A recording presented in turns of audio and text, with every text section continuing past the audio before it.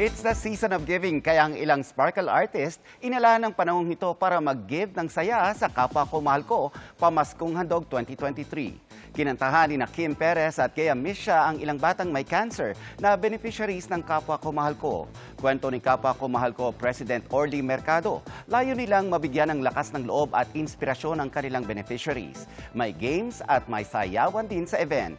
Guest speaker ang isang cancer survivor na ngayon ay isa ng engineering staff. May tila graduation ceremony rin para sa mga cancer survivor. Nakatanggap ng regalo ang lahat ng dumalo. Mga kapuso, maging updated sa showbiz happenings anumang oras. Mag-subscribe sa GMA Integrated News sa YouTube.